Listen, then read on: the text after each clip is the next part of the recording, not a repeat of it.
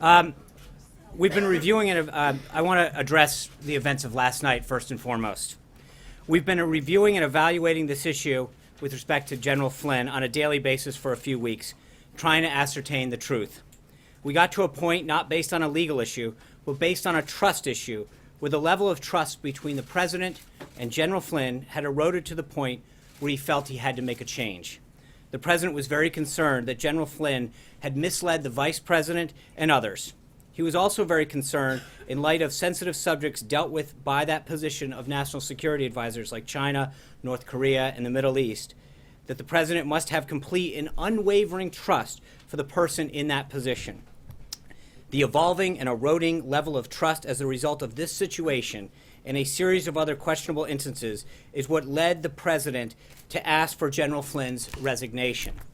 Immediately after the Department of Justice notified the White House counsel of the situation, the White House counsel briefed the President and a small group of his senior advisors. The White House counsel reviewed and determined that there is not an illegal issue, but rather a trust issue.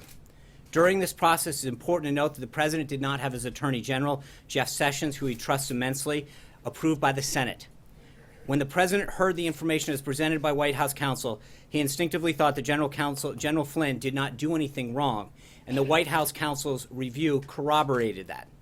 It is not ordinary for an incoming national security advisor to speak with his counterparts about the issues of concern to them. In fact, he spoke with over 30 of his counterparts throughout the transition.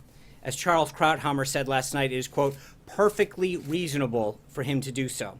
The issue here was that the President got to the point where General Flynn's relationship misleading the Vice President and others, or the possibility that he had forgotten critical details of this important conversation, had created a critical mass and an unsustainable situation.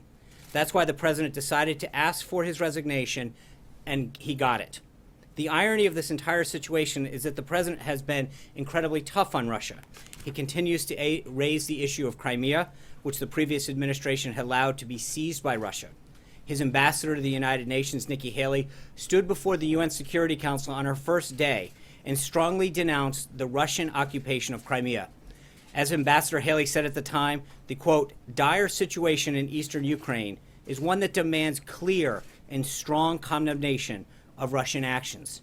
President Trump has made it very clear that he expects the Russian government to de-escalate violence in the Ukraine and return Crimea.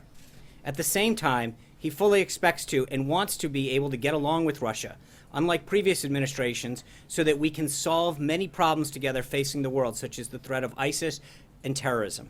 The President is currently evaluating a group of very strong candidates that will be considered to fill the National Security Advisor position permanently, and is confident in the ability of General Kellogg, a decorated and distinguished veteran of the United States Army, until that person is ultimately chosen.